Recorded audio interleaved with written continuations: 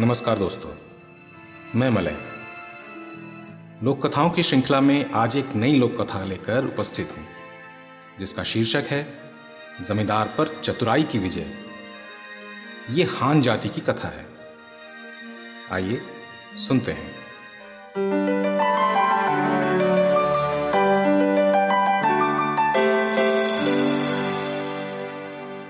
एक बुजुर्ग किसान के 3 लड़के थे।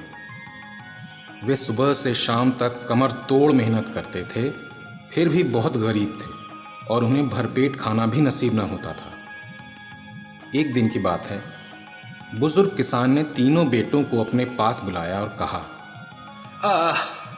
इस तरह की गरीबी की जिंदगी हम कैसे और कब तक गुजारेंगे। सुना है पास के गांव के जमींदार को एक नौकर की जरूरत है। तुम में से कोई वहां जाकर ये नौकरी पाने की कोशिश क्यों नहीं करता? तीनों लड़कों ने विचार करने के बाद तय किया कि जमींदार के यहाँ नौकरी करने सबसे पहले बड़ा लड़का जाएगा। बड़ा लड़का बोला, मैं तुम दोनों से बड़ा हूं, इसलिए जमींदार के यहाँ तो मैं ही जाऊंगा। लेकिन थोड़े दिन बाद ही वो उदास मुंह लेकर अपने घर लौट आया, क्योंकि जमींदार ने उसको मजूरी के तौर पर एक कानी कौड़ी तक न दी, बल्कि उल्टे उस पर यह दोष लगाया था कि उसे काम करना ही नहीं आता।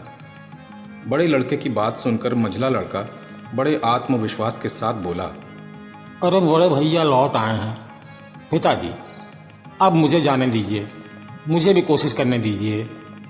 लेकिन कुछ दिन बाद बड़े लड़के की ही तरह मझला लड़का भी खाली हाथ लौट आया, क्योंकि उसे लगा कि जमींदार एक विषैले सर्प की भांति है, जो मनुष्य को नुकसान पहुंचाने के लिए तरह तरह के धूर्ततापूर्ण उपाय सोचता रहता है।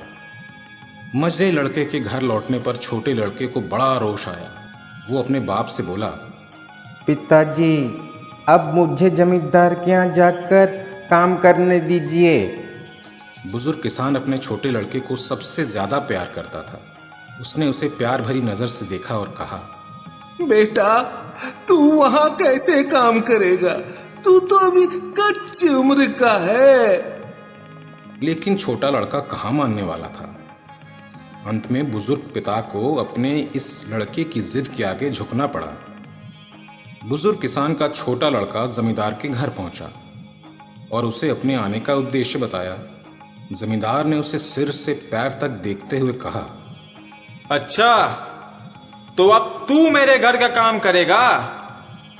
मेरे घर का काम आसान नहीं है।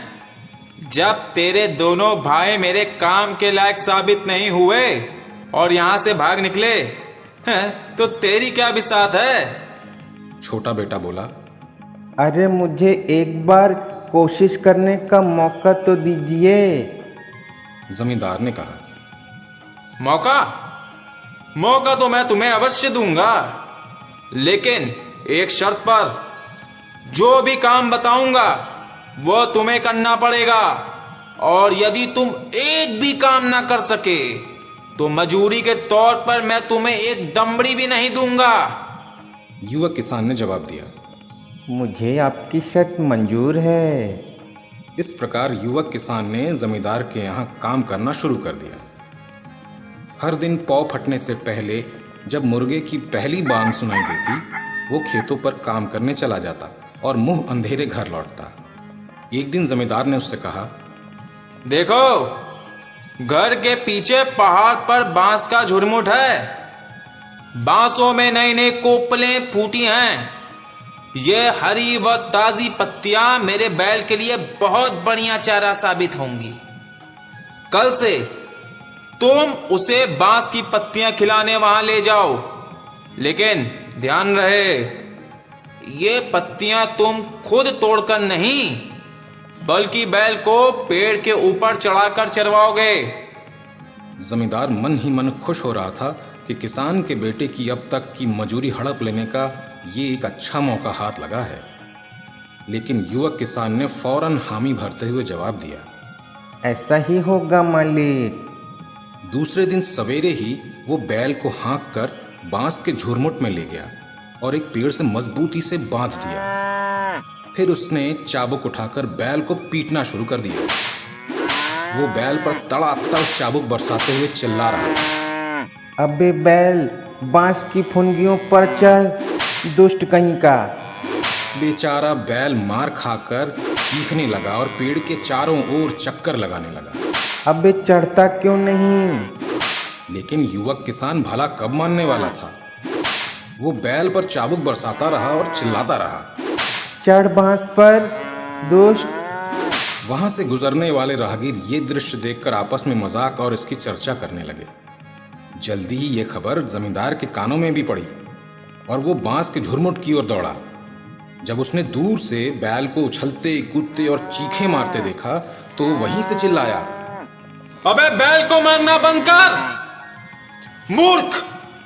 देखता नहीं उसे चोट कितनी लगी है? पाजी, इस तरह तू उसे मार ही डालेगा।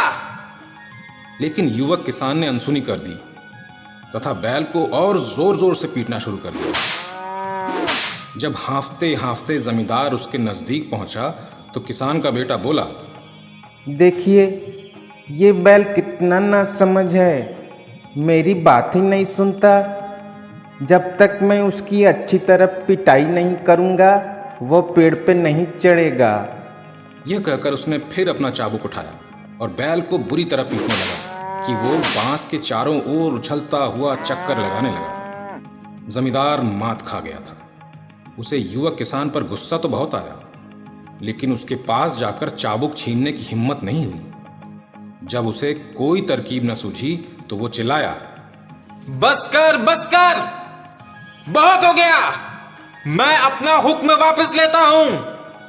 युवक किसान ने मन ही मन कहा, तू कुटिल हृदय राक्षस, मैं तुझे सिखाऊंगा कि लोगों से अच्छे ढंग से कैसे पेश आना चाहिए। और बड़े संतोष के साथ चाबुक रख दिया। बुजुर्ग किसान के बेटे से मात खाकर जमींदार खून का घूंट पीकर रह गया। वो अंदर ही अंदर युवक किसान से बेहद नफरत करने लगा। वो रात दिन इसी उधेड़बुन में रहता कि इस लड़के का वेतन हड़पने के लिए कौन सा उपाय किया जाए। अब जमींदार ने दूसरी चाल चली। उसने एक दिन युवक किसान को बुलाकर कहा, देखो, मेरे मकान की छत साग भाजी उगाने के लिए बहुत उपयुक्त है, क्योंकि वहां ताजी हवा मिलती है और धूप भी ज्यादा है। आजकल का मौसम भी सब्जी उगाने के लिए बहुत अच्छा है। तुम कल से छत पर गोभी के पौधे लगाना शुरू कर दो। जमींदार ने सोचा, मैं भी देखना चाहता हूँ इस बार ये छोकरा मेरे चुंगल से कैसे निकलता है। लेकिन युवक किसान ने पहले की ही तरह बड़े आत्मविश्वास के साथ जवाब दिया, हुजूर, आपका हुक्म सिर आंखों पर। दूसरे दिन पौ फटते ही वो फूस का टोप पहनकर और कुदाली हाथ में लेकर मकान की छत पर जा पहुंचा और खुदाई करने लगा। जहां जहां उसकी कुदाली पहुंची वहां वहां छत की खपरेलें टुकड़े टुकड़े हो गई। इधर युवक किसान बड़े जोश के साथ मकान की छत पर खुदाई कर रहा था और उधर छत के नीचे जमींदार चारपाई पर लेटा सुअर की तरह खर्राटे भर रहा था।